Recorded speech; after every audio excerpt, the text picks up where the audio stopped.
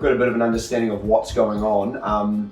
The next part is kind of making sure, one, we've got the house, the in-home living sorted. So the next thing we'll go into is how we actually should live with the dog and things I want you to look out for while you're living with the dog that can potentially become an issue. The biggest one for a dog like this is going to be a lot of structure. Okay. At the moment, what's he like in the house environment? Obviously there he was chilling out on the couch, but in general, what's he like? He's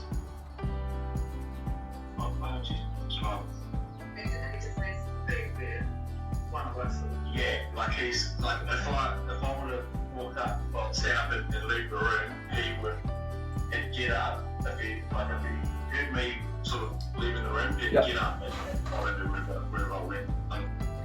So if we sit down on the couch and he's standing up, he will start barking at us? Yeah. Okay. So the first thing I want to change is just the amount of freedom he has in the house. Okay, so at 6 months, even though he is quite mellow, I think that the fact he's so mellow is due to his, what I would kind of call high levels of insecurity. And what tends to happen is at the moment he's doing what I call blanketing. So blanketing is pretty much, you can imagine like a child that doesn't have enough structure or has or is kind of entitled, let's say, and then you go take them out to the supermarket and they don't get what they want and they kind of pack a tantrum, or something stressful happens and they need to run next to mummy and like hang on to mum's arm kind of thing. That's how they deal with stress. So what's starting to happen is he's starting to learn to deal with stress through you, which isn't healthy. Yeah. Okay. Yeah, especially like, because I've taken the year off work, but one of the things I am concerned about is when I have to go back to work, like how he's going to deal, because obviously there's going to come a point where he's left at home alone. Yep. You know, while we're both working, and that's a bit of a concern, like how he's going to be, because I understand like Dobermans have really bad like separation anxiety, just naturally. So. Okay, so the first thing we need to implement is crate training. Okay, have you guys got a crate at all? Yes. Perfect. So we've got a crate, and I looked into that, and I only saw crate training as like a toilet training method essentially. But when he came, he was pretty much toilet trained, so we kind of got rid of that. But we've got a crate and all that. Okay. So we'll definitely start implementing it if it's something you recommend. Yeah, so think about him as like a 3-year-old toddler right now. And essentially, I like to think about it as if you left a 3-year-old toddler downstairs with a crayon and he does something stupid, whose fault is it? You know, so essentially the crate is like a cot. Me personally, when I'm raising a dog up until about 10 to 12 months, the dog won't be off a leash in the house, period. Okay. Yeah.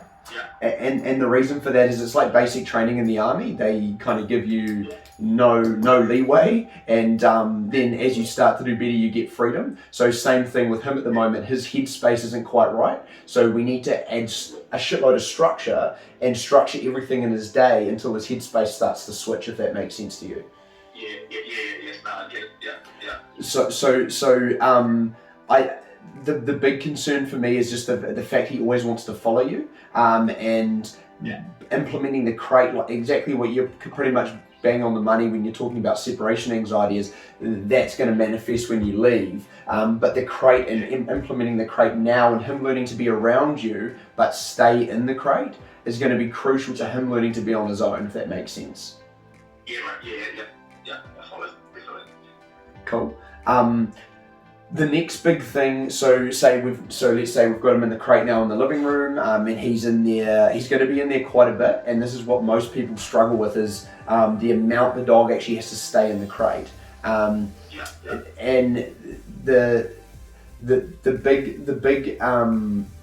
I guess the next step from the dog being in the crate and coming out of the crate is the amount of affection the dog gets when he comes out of the crate. Yeah. Okay. So. First interactions with dogs are everything. So when the dog comes out of the crate and we wind it up, the dog will start to build an association with us of kind of like play and no boundaries, let's say. Whereas the first thing we want to do when he comes down is ignore him, de-escalate him, and show him structure. Okay, yeah. So that's when he's going into the crate or coming out. Sorry, coming out. Okay, Yeah. So just to clarify, so when he's coming out of the crate, it's no, you pretty much ignoring him, not hyping him up like good boy. Follow you. I'd pop him straight on the lead even. Okay. Yeah. And are you guys? I'm guessing you guys are in lockdown and you're locked up in the house at the moment. So what I would do is I would take him out of the crate and just walk him around the house in a structured manner.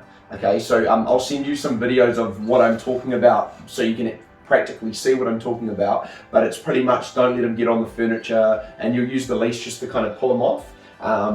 Don't let him claim anything. So claiming could be him going to your partner and trying to stand in front of her, or it could be him picking up a bone and carrying it around. It could be him going and lying on his bed when he wants, kind of thing. At the moment, we want to create a lot of structure. Does that make sense?